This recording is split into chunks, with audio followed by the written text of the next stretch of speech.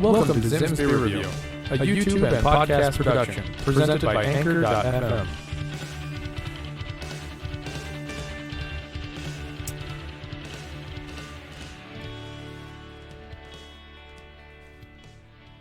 How's it going, everybody? Thanks for tuning in for another episode of Zim's Beer Review.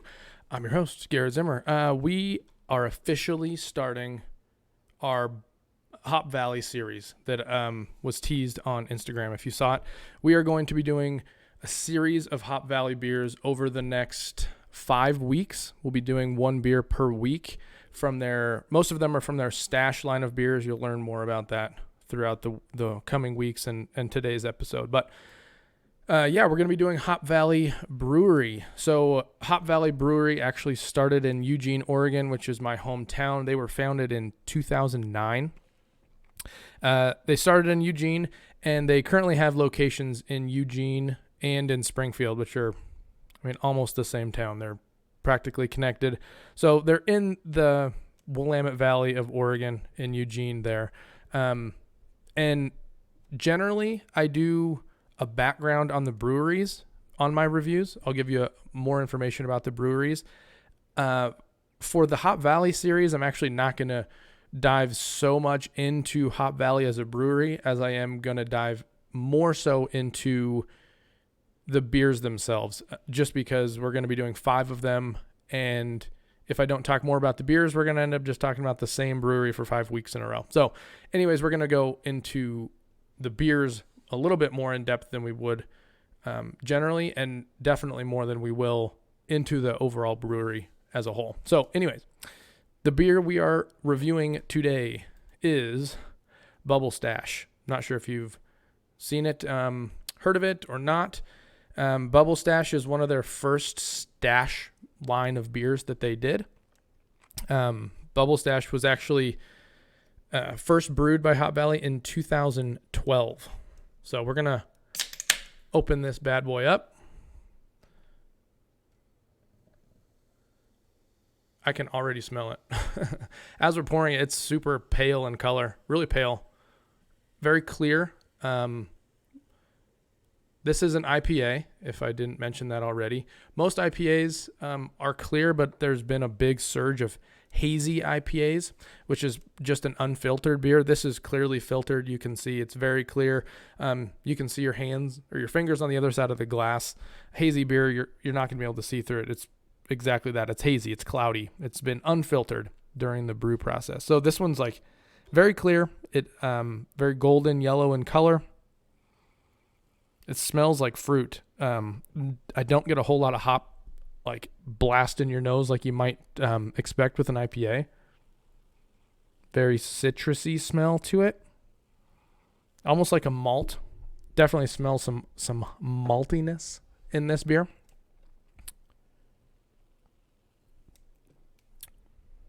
It's very smooth. So I actually grew up in Eugene, like I said, but I don't know if I've ever had Bubble Stash before. Went out to their brewery and their tap room a few times. To be honest, I don't remember what I drank. Chalk that up to whatever reasoning you think. I very well could have had this beer. But for the situation we're in now with this review, it's practically like I've never had it. It's a really smooth beer. For an IPA, this is very smooth. I would not have guessed this is an IPA. It's not as bitter as an IPA generally would be. I think this is 45 IBUs, 6.2% alcohol.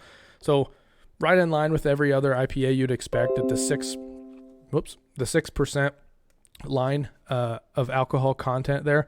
But the 45 IBUs, it's relatively low, and it shows in the beer. It's definitely not bitter. I would almost classify this beer as like a session IPA. I'm not sure if you're familiar with session IPAs. You might see them in the store. Maybe you've seen it and you didn't know what it was. A session IPA is pretty much just that. It's a beer that you can have multiple of in a session. Generally, they're lower alcohol content, meaning you're able to have more of them in a sitting rather than having a single really heavy beer and maybe not want to drink 3 or 4 of them that night. So this is just listed as an IPA, but it drinks and tastes like a session IPA, I would say. Very light, goes down super smooth.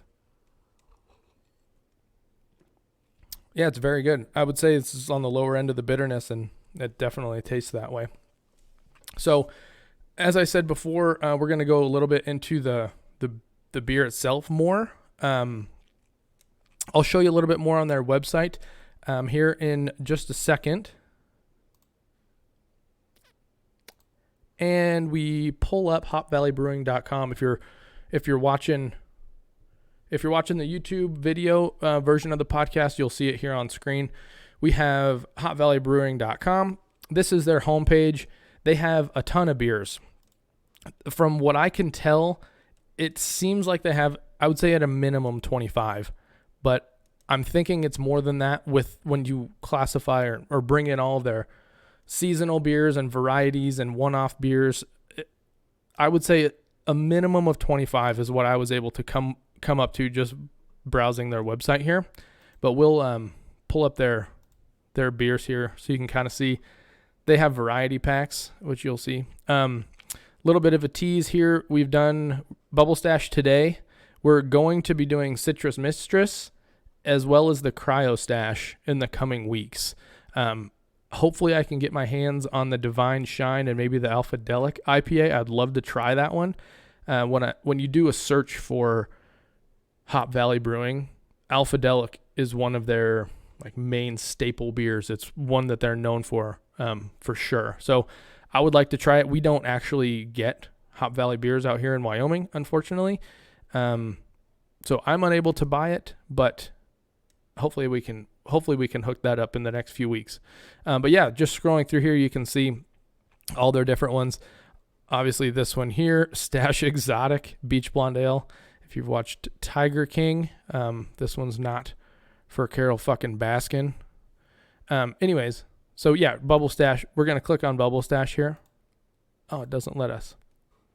Yes, it does. Here we go. So this is the beer we're drinking today, Bubble Stash IPA. So they say that this is brewed with cryo hops, which from what I can tell, it's kind of new to me. I'm not super familiar with this cryo hops, but it's definitely something where they've harvested the hops in sub-zero temperatures. Supposed to give the hops a different flavor. I can't say for sure. I've never had a beer that's advertised this before. I think it's kind of their own thing that they do. So it would be interesting to maybe try a beer like Bubble Stash with their cryo hops side by side with one that they did not do the cryo hop system with, we'll say. But yeah, 6.2% alcohol, like I mentioned earlier, only 45 IBUs. And this is one that's available in their stash packs. So yeah, you can browse their website here. They have a ton of information on here. Their Brewmaster's Couch, there's a lot of videos on here. I'm not going to play them on the podcast right now.